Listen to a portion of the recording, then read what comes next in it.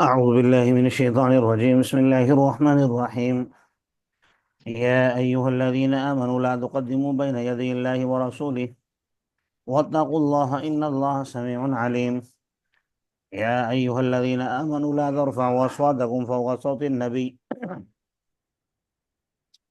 ولا تجهروا له بالقول كجهر بعضكم لبعض أن تحبط أعمالكم وأنتم لا تشعرون. صدق الله العظيم.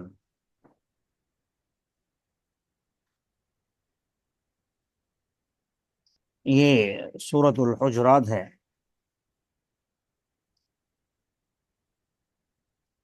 آیت نمبر 4 میں آگے آپ دیکھیں گے کہ کچھ اعرابی نبی کریم صلی اللہ علیہ وسلم سے ملاقات کے لیے آئے اور انہوں نے حجروں کے باہر سے ہی دروازہ کھٹکھٹا کر یا آپ کے نکلنے کا انتظار کرنے کے بجائے دروازے کے باہر سے ہی آپ کو آوازیں دینا شروع کر دیا. تو اسی مناسبت سے اس سورت کا نام سورۃ الحجرات رکھا گیا ہے.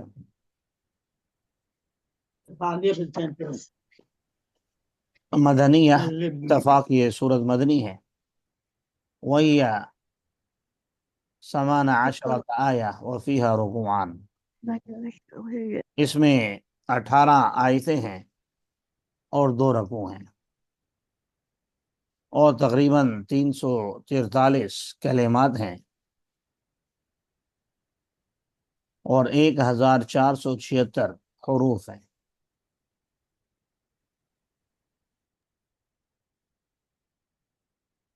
سورت کا جو خلاصہ ہے وہ یہ ہے کہ پہلے رکوع میں تو رسول اللہ صلی اللہ علیہ وسلم کے حقوق اور آپ کے آداب خاص کر ذکر کیے گئے ہیں،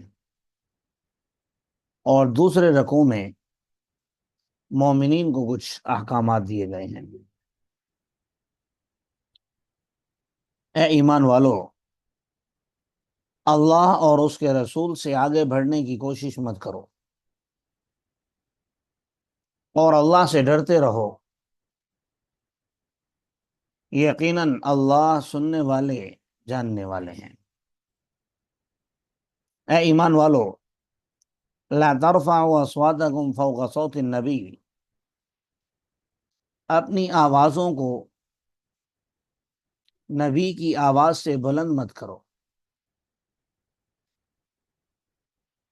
ولا تجہروا لہ بالقول، اور نبی سے ایسے بات مت کرو کجہر بعضکم لبعض، جیسے تم ایک دوسرے سے بات کرتے ہو. اگر نبی کی آوازوں سے آواز بلند کرو گے، نبی کے سامنے اللہ اور اس کے رسول سے آگے بڑھنے کی کوشش کرو گے، یا نبی سے اس انداز میں گفتگو کرو گے جیسے تم ایک دوسرے سے بات کرتے ہو، تو پھر یاد رکھو ان تحبط اعمالکم وانتم لا تشعرون، تمہارے اعمال ضائع ہو جائیں گے اس حال میں کہ تمہیں پتہ ہی نہیں چلے گا، تمہیں اس بات کا شعور ہی نہیں ہوگا کہ ہمارے ساتھ ہوا کیا ہے. یقیناً وہ لوگ جو اپنی آوازوں کو پست رکھتے ہیں اللہ کے رسول کے سامنے، اولئک الذین امتحن اللہ قلوبہم، یہی وہ لوگ ہیں جن کے دلوں کو اللہ تبارک و تعالی نے آزما لیا ہے، چن لیا ہے تقوی کے لیے. لہم مغفرۃ واجر عظیم، یقیناً ان کے لیے مغفرت بھی ہے اور اجر عظیم بھی ہے.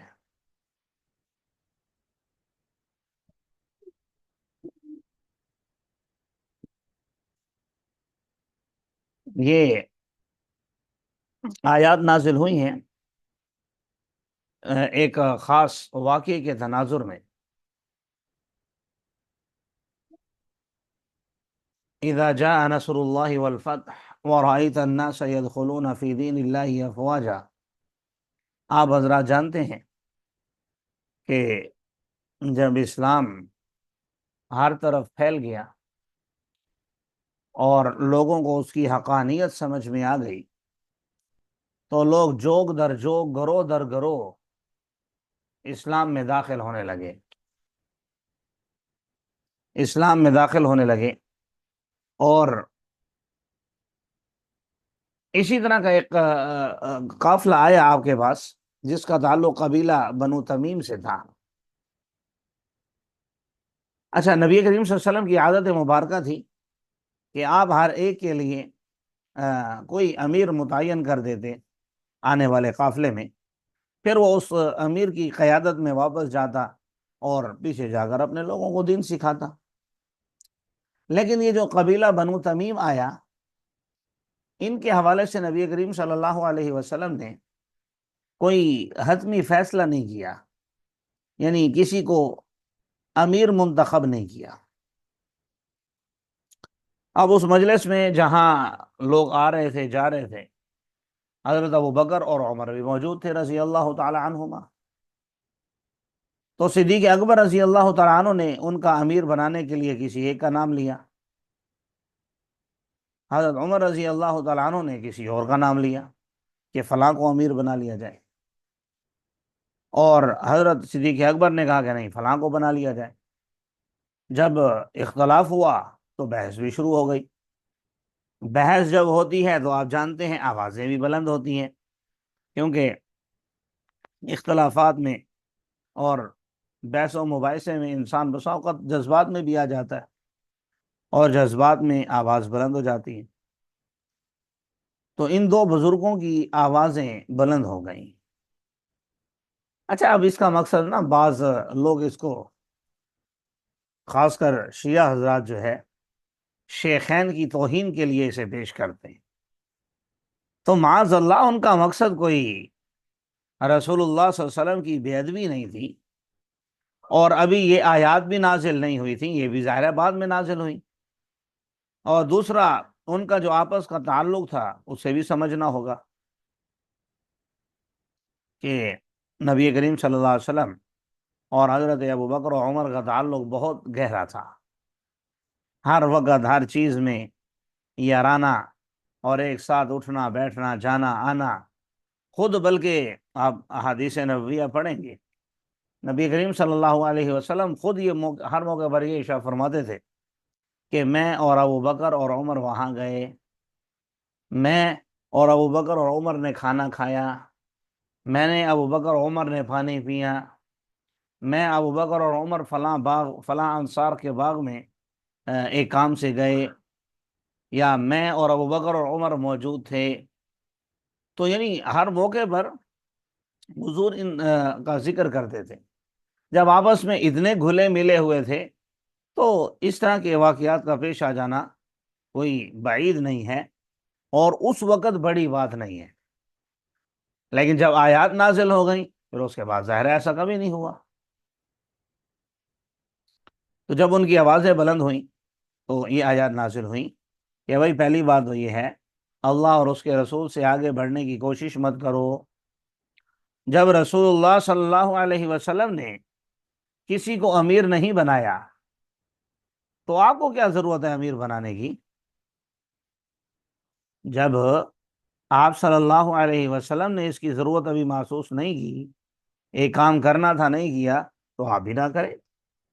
دوسری بات، جو بحث مباحثے میں آوازیں بلند ہوئیں اس پر ارشاد فرمایا لا ترفعوا اصواتکم فوق صوت النبی۔ ٹھیک ہے، آپ کا ان کے ساتھ تعلق گہرا ہے، ہر وقت کا یارانہ ہے، ہر موقع پر ایک ساتھ آنا جانا ہے، گپ شپ بھی ہے، سب کچھ ہے اپنی جگہ، لیکن نبی کے ساتھ تم ایسے نہیں کر سکتے کجہری بعضکم لبعض، یعنی جیسے تم ایک دوسرے سے بات کرتے ہو تو نبی سے آپ کو ایسے بات کرنے کی اجازت نہیں ہے۔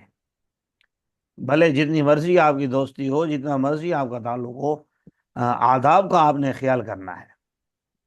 اگر آپ نہیں کریں گے تو اس کا نقصان ہوگا، تمہارے اعمال ضائع ہو جائیں گے۔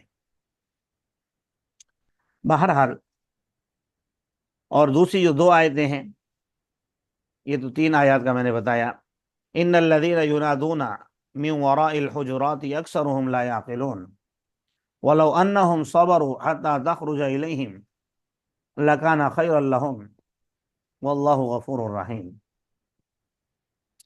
یہ دو آیتیں نازل ہوئیں اس موقع پر جب اس آنے والے قبیلے بنو تمیم نے بلند آواز سے آپ کو پکارنا شروع کر دیا دروازوں کے باہر سے، یعنی حجرے کے باہر سے ہی۔ تو متنبہ کیا گیا کہ بھائی آپ کو ایسا نہیں کہنا چاہیے، یقیناً وہ لوگ جو آپ کو پکار رہے ہیں حجرات کے پیچھے سے، ان میں سے اکثر لوگ عقل نہیں رکھتے۔ اگر یہ لوگ صبر کر لیتے حتی تخرج الیہم، حتیٰ کہ آپ ان کی طرف نکل آتے، تو یہ ان کے لیے بہتر ہوتا۔ اب یہ ادب بھی سمجھ میں آیا کہ جب